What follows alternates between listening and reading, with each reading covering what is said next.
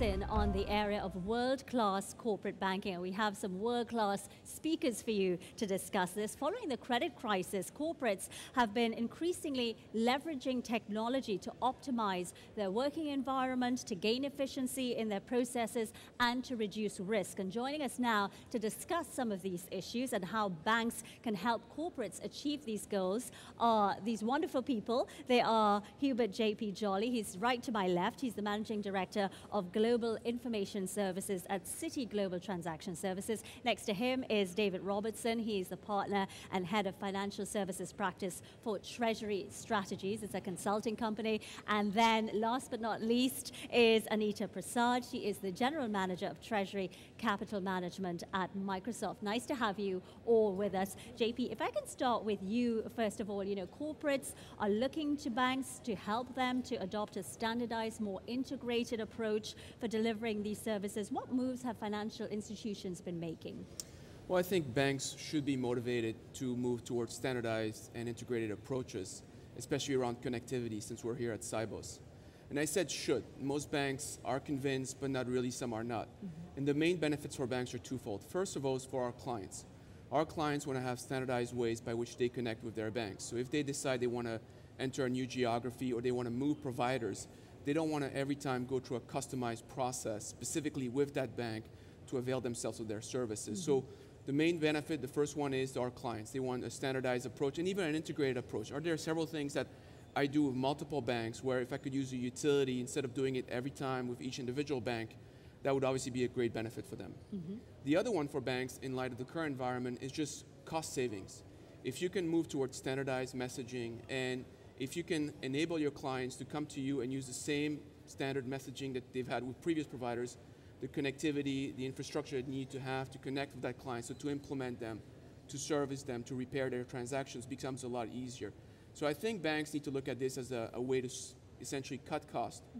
And how much cost do you think some of these banks could be looking to cost if this were to be achieved? You know, it's difficult to judge, but you know, a lot of banks talk about spending 10%, 15% of their top line, and I think there is definitely in technology, and there's definitely room there. I think the other main point is if they can adopt some of these standards, they can work with vendors. There are vendors in the industry that can get them a lot faster. I think a lot of banks want to build in-house technology, in-house processes, and that impacts clients. Clients have to then essentially build a custom map to that bank. So it's definitely the other main benefit, essentially cost cutting. So, you know, we at Citi, we want to push for standardized messaging. We want to push for standardized utilities across banks because we think it's going to be better for our clients and also improve our cost of doing business in this space. Okay, let me just bring in ANITA from Microsoft. I mean, as on the client side, if you like, what are some of the things that you think banks are doing well now with you, and what are some of the things that you think there are still challenges and that you'd like more support on in terms of added value? Yeah, I think very much in line with what JP was just talking about. From a corporate perspective, we really want to have, you know, the transaction services, delivery of data, whether it's payments information, whether it's bank statements, all of those are a given, and every bank should be able to deliver them in a standardized fashion.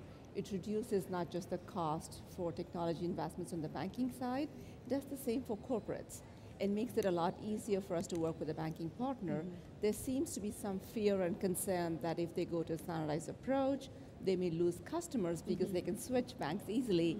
But I think, you know, we all You don't think that will happen? I don't believe so, because we have had some great banking partners who have moved ahead with the ISO XML implementation, and that is actually making the business stickier because we believe these banks stepped up and they're partnering with us, and now they're able to invest those same dollars in value-add services, which are a lot more beneficial to the corporate.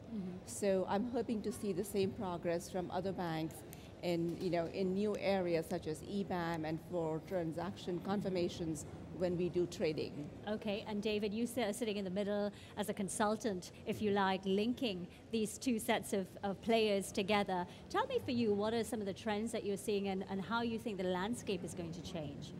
Well, I think some of the trends are, first of all, that the industry is embracing collaboration, because at the end of the day, if the best way to deliver value to your client is to collaborate as opposed to have a proprietary solution, that's the way to go. I also think that some of the collaboration is actually freeing up areas for banks to focus their resources on new innovation. So we see many things occurring right now. One is banks focusing much more on a broader scope of value. So if I can make standard the payment flows and the data flows, maybe now I can invest in some AP and AR and liquidity solutions. AP and AR. Accounts payable, account receivable. Sorry to use jargon. Yeah. Okay, well, if I were to tell you that it's the end of September, more or less, and Christmas is coming early for all of you here on Sibos TV. So if you could have the one gift to take away from Sibos 2011, you have 7,000 executives from all over the banking industry. What would that be in order to push some of the efforts that you've been making in your industry forward? What it would be you would ask of them? Well, on my end, from a Citi standpoint, if we could get to very simply standardized messaging protocols, agreeing to how we're going to have our clients, our corporate clients connect with us, I think that'd be the better gift. The other one, I think we want to see a real push toward EBAM, electronic bank account management, and we want to work through SWIFT to identify what are the things that we need to do as banks to essentially implement this for our corporate clients. And I think that would be also something very valuable to us, because then we know what direction to take around EBAM, what direction to take around messaging, and I think provide a better service for our clients. I guess I would say if I had one gift, and I'm thinking broadly now, it would be that everybody within the community really understood the value across the financial value chain, because I think once you focus on where value can be created, payments are very strategic. It's for many companies, it's a very integral part about the customer experience. And obviously for the banks, it's a multi-billion-dollar business as well. And understanding that value and where value can be created, I think is going to naturally lead toward the best solutions and the best environment for all of us. And how do you think that people may not know, I mean, you're a consultant, where do you think are areas along the value chain where value can be created that they haven't even started to look at yet? Well, amazingly, 5 to 10 years ago, many banks didn't even understand the value of transaction banking. And today, you now see banks highlighting that unit as one of their premier areas. And we've seen the capital inflow into the industry as well. So on the provider side, that recognition is occurring. On the corporate side, I think there are so many unique functional areas that touch part of that value chain, but in the past didn't necessarily work together to really drive value. And what we're seeing now with the corporates is a lot more internal collaboration, a lot more cross-functional teams being formed to look more at an end-to-end view around payments and around the financial supply chain. Your gift. So I think from my perspective, I'd love to see two things happen. One of them is for SWIFT to take a leadership role in bringing the corporates and the banks together. How do you think they could do that? I think they did a very good job in setting up groups like the CGI when we were setting standards for the ISO XML and just taking it to the next level, whether it's on EBAM or on trade processing transactions. So in those two areas. And I think we had a discussion yesterday around collaboration.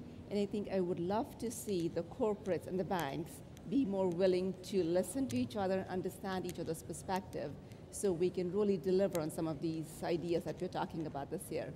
I'm very impressed that none of you chose a Maserati or an Hermes Birkin bag or something like that. So you're pretty, I'm sure Santa Claus will bring you everything that you want. Thanks very much for joining us, JP and David and also Anita. Thanks very much for that.